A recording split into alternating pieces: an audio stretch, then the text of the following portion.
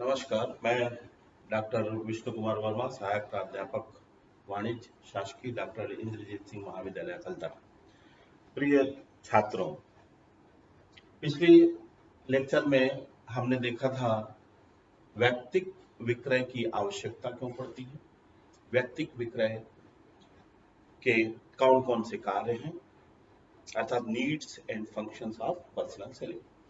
आज के इस लेक्चर में हम देखेंगे स्ट्रेटजीज ऑफ पर्सनल सेलिंग। रणनीति क्या होनी चाहिए पर्सनल सेलिंग की, या रणनीति क्या होती है पर्सनल सेलिंग की, व्यक्तिगत बिक्री की रणनीति क्या होती है।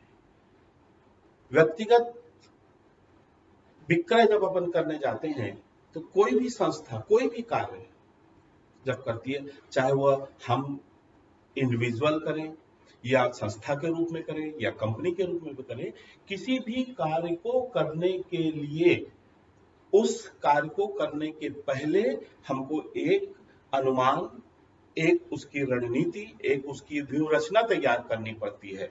यदि हम बिना व्यूह रचना के, बिना किसी सोचे समझे किसी कार्य को करने बैठेंगे तो निश्चित रूप से हमारा वह कार्य सफल नहीं होगा।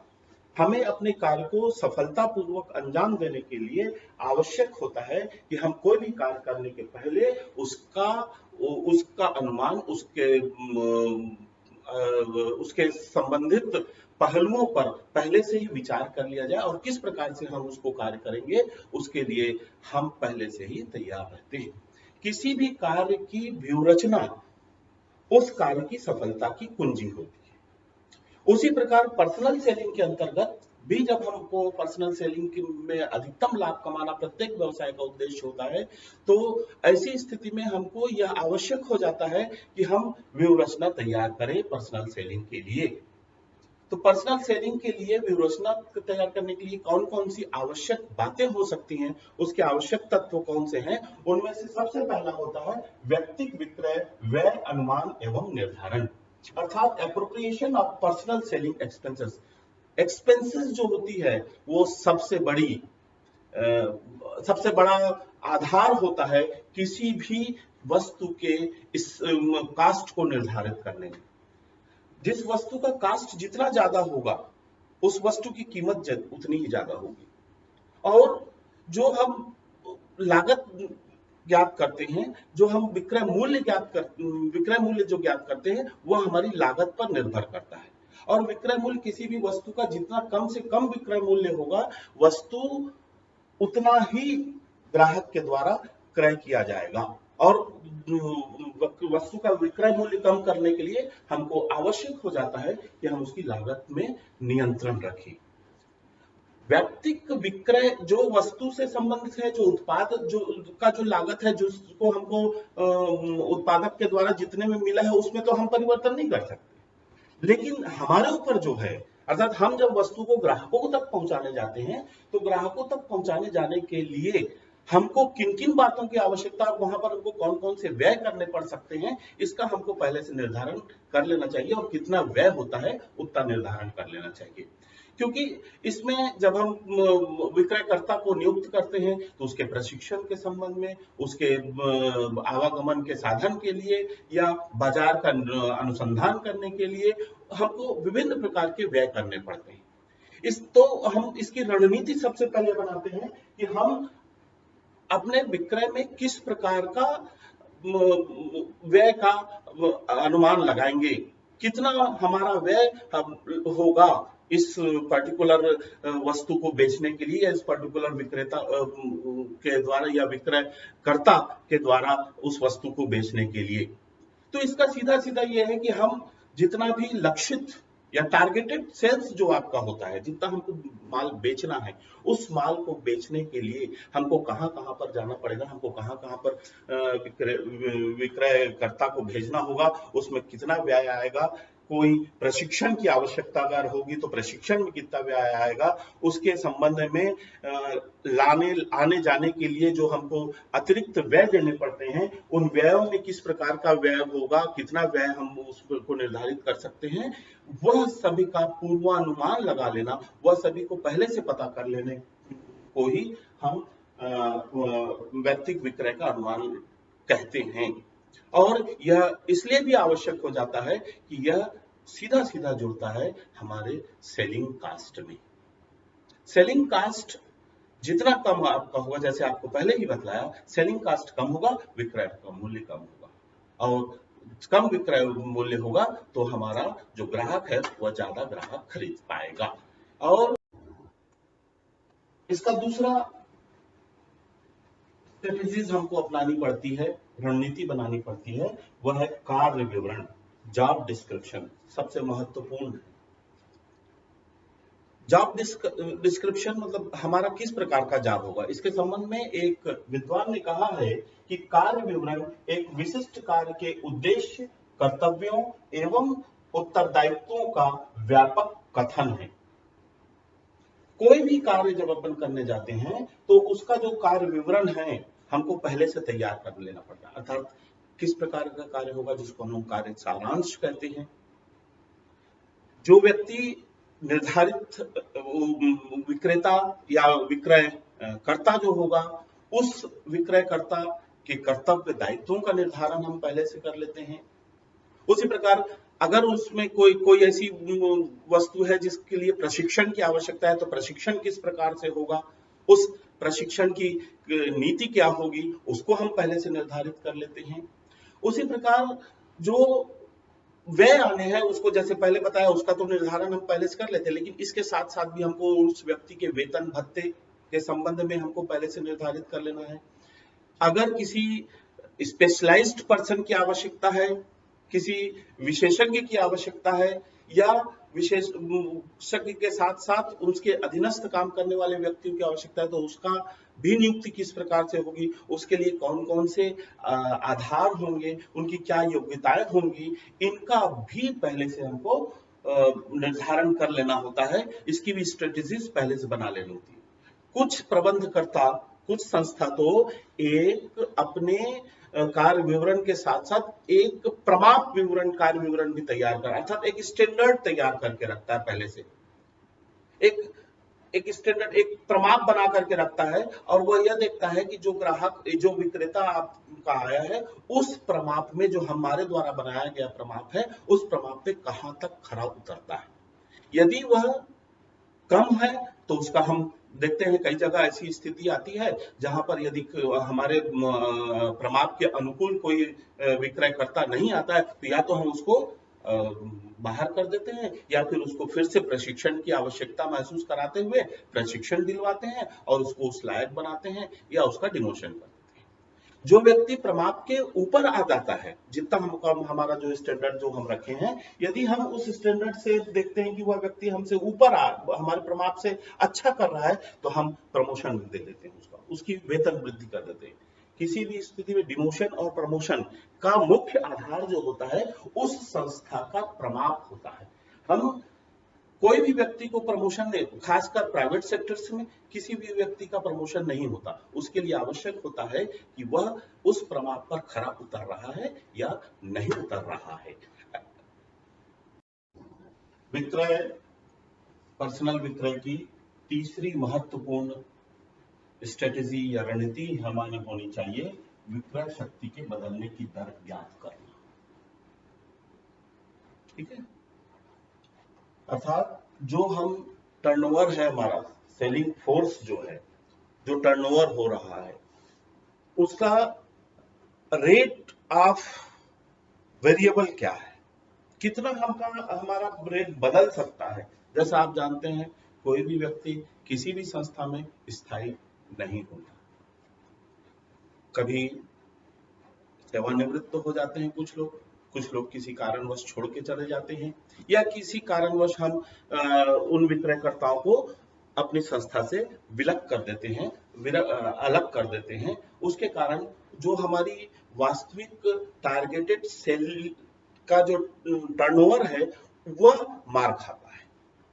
तो उसके लिए हमको पहले से यह निर्धारित कर ले, एक विक्रय प्रबंधक के लिए यह आवश्यक हो जाता है कि पहले से इस बात का अंदाजा लगा करके रखे कि हमें प्रतिवर्ष या हर 6 माह में जो भी उनका टाइमिंग होता है, उस टाइमिंग में कितने प्रतिशत लोग उस संस्था से अलग हो सकते हैं या अलग हम कर सकते हैं, उसके लिए यह पहले से पूर्वानुमान लगा लेना होता है, क्योंकि सब जानते हैं कि यदि हम ऐसी स्थिति को पहले से पूर्वानुमान नहीं लगाएंगे, मान लीजिए हमारी कार्य क्षमता, हमारा जो विक्रय की क्षमता जो है, या विक्रय का जो टारगेटेड सेल्स है 50 लाख या 50 लाख का है, उस स्थिति में हम जानते हैं 50 लाख में 50 व्यक्ति लगेंगे। लेकिन ऐसी स्थिति जहां पर हमको आवश्यक हो जाता है कि उस 50 लाख में मान लो कोई 10 ग्राहक, 10 विक्रयकर्ता अलग हो गए, तो वो टारगेटेड वैल्यू कम हो जाएगी, हमको ज्यादा लोगों की आवश्यकता पड़ जाएगी। इसलिए हमको पहले से ही निर्धारित कर लेना पड़ता है कि सेल्स का जो टर्नओवर है उसको बेचने के लिए विक्रय शक्ति या विक्रयकर्ता कितने हमको लगेंगे, कितने प्रतिशत में, कितना प्रतिशत हर साल चेंजेस होने की संभावना होती है। उसका सीधा सीधा एक सूत्र है जिसमें निकालने के लिए percentage of sales force turnover is equal to number of separations divided by average size of sales force into 100। यानी विक्रय शक्ति के बदलने की दर बराबर कितने संस्था से हमारे साल में अलग हो सकते हैं, या अलग होने वाले की संख्या बटे जो हमारा कुल औसत विक्रयकर्ताओं की संख्या है गुणित 100। जैसे मान लीजिए हमारी संस्था में कोई भी एक संस्था है, उस संस्था में उस संस्था के अंतर्गत जो विक्रयकर्ता हैं, वो प्रत्येक विक्रयकर्ता प्रत्येक वर्ष में लगभग 30 सेपरेशन में जा रहे हैं, ठीक।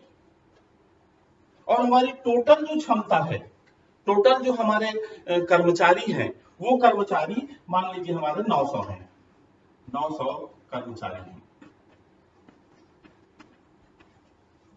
अब हर साल 30 कर्मचारी उस संस्था से अलग हो सकते हैं, अलग होने का ये अनुमान हमारा है। तो हमको परसेंटेज यदि अब निकालना है तो percentage is equal to number of separation कितना है 30 बटे टोटल संख्या हमारी कितनी है 900 गुणित 100, ठीक। अब यहां पर अगर हम 100 करें तो ऐसी स्थिति में आपका आ जाएगा 30 बटे 900। यहां पर संख्या जो आ रही है वो खंडित संख्या आ रही है, तो इसको अपन ये कर दें कि मान लीजिए हमारे पास जो संख्या है वो है 45, ठीक। सेपरेशन की संख्या 45 है, तो 45 गुणित 900, 45 बटे 900 गुणित 100 बराबर 9 पंचे 45। अर्थात 5% ऐसे लोग हैं हमारे, ठीक है। 5% ऐसे लोग हैं जो हमारी संस्था से प्रत्येक वर्ष या तो रिटायर हो रहे हैं, या हम निकल जा रहे हैं, या किसी कारणवश वो स्वयं संस्था को छोड़कर चले जा रहे हैं। ऐसी स्थिति में जो 5% लोग हैं, हमको एक प्रबंधक को आवश्यक है, जब तो उस 5% लोगों को हमको रिक्रूट करना पड़ेगा, हमको पुनः नया लेकर के आना पड़ेगा, तभी हमारी वो टारगेटेड वैल्यूज, वो टारगेटेड सेल्स जो है वो हमारे हमको प्राप्त हो पाएगी, अन्यथा हम उससे वंचित रह जाएंगे। तो विक्रय प्रबंधक को आवश्यक है पहले से इस बात का निर्धारित कर देना, देख लेना, अनुमान लगा लेना, यही स्ट्रेटेजी हमारी होती है। और साथ ही साथ इसमें एक विक्रय प्रबंधक के लिए यह भी आवश्यक हो जाता है कि वह ऐसी स्थिति में आए, ऐसा व्यवस्था करें कि जो rate of sales force turnover है वो कम से कम हो, क्योंकि हमको यदि किसी नए व्यक्ति को नियुक्त करना है तो उसको फिर पुनः नए सिरे से उसको सब कुछ समझाना पड़ेगा, नए सिरे से प्रशिक्षण देना पड़ेगा, और नए सिरे से सारे कार्य को संचालित करना पड़ेगा। उसमें अतिरिक्त व्यय लगने की संभावना है, और वह व्यक्ति जरूरी नहीं है कि जो पुराना करता था, जितना सेल्स टर्नओवर देता था, वो यह भी दे। इसलिए यह आवश्यक होता है कि पहले से हम रेट ऑफ सेल्स टर्नओवर तैयार करके रखें। विक्रय शक्ति या पर्सनल सेलिंग की चौथी महत्वपूर्ण स्ट्रेटेजी होती है विक्रय शक्ति का आकार। साइज ऑफ सेल्स फोर्स, हमारे विक्रय शक्ति का आकार क्या है।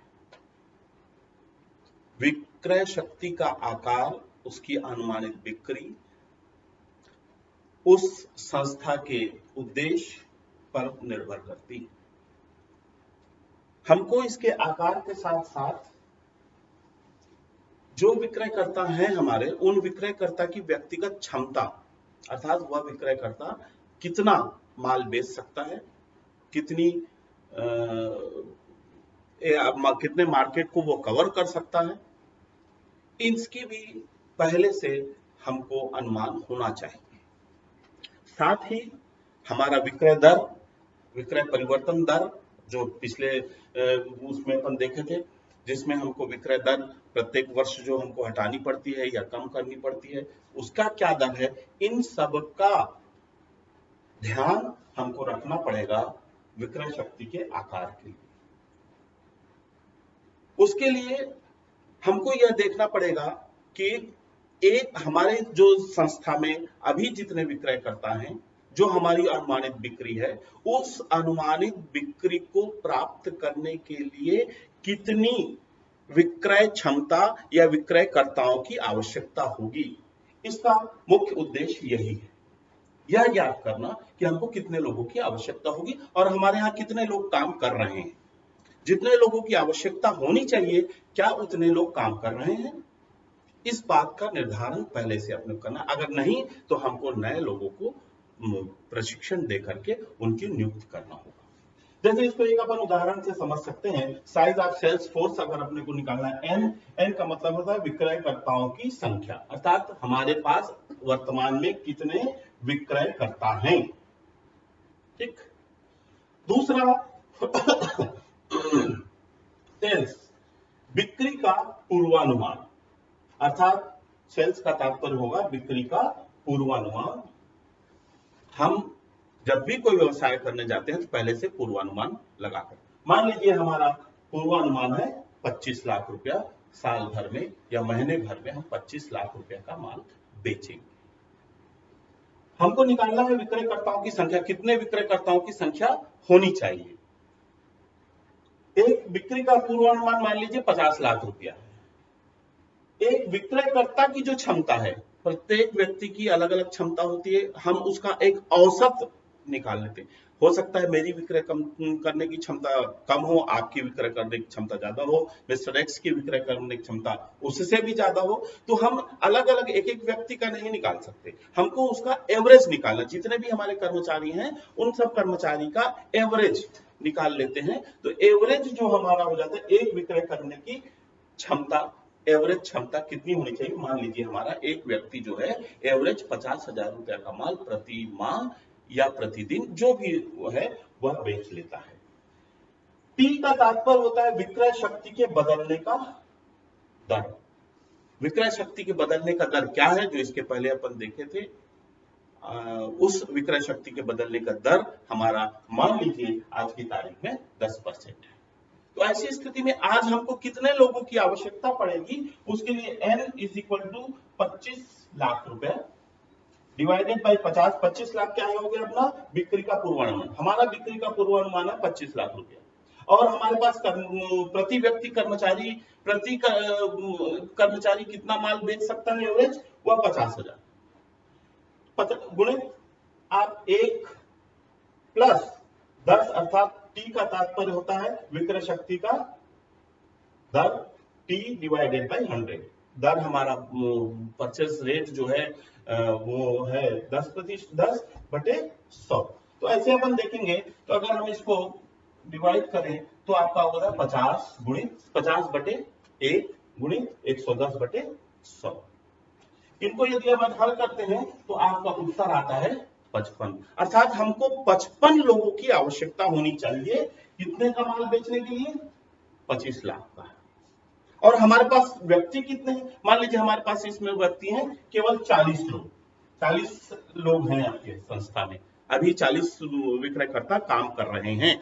उस स्थिति में हम जब आपके आते हैं तो आप देखेंगे हमको आवश्यकता कितनी पड़ रही है, 55 लोगों की, और है कितने अपने पास 40। तो 15 लोगों की और आवश्यकता आपकी होती है। अतः यह पहले से हमको अनुमान लगा लेना चाहिए कि 15 लोगों की और आवश्यकता है और उसका प्रशिक्षण, उसके संबंध में नियुक्ति का कार्य कर लेना चाहिए या करने का प्रावधान करना चाहिए। अब आप इस स्ट्रेटेजीज को देखिए, 4 प्रकार की स्ट्रेटेजीज हैं, सबकी अद्वितीय आवश्यकता होती है। अगर हम इस स्ट्रेटेजीज को अपनाएंगे तो निश्चित रूप से हमारा व्यवसाय, हम अपनी सफलतापूर्वक अपने व्यवसाय को संचालित कर पाएंगे। छात्रों, आज का यह लेक्चर जो हमने देखा इस पर्सनल सेलिंग स्ट्रेटेजीज, आज आपके लिए इतना ही पर्याप्त है। अगले सेशन में हम विक्रय सेलिंग से संबंधित या पर्सनल व्यक्तिगत सेलिंग से संबंधित कुछ और महत्वपूर्ण व्याख्यान लेकर के आएंगे। तब तक के लिए धन्यवाद।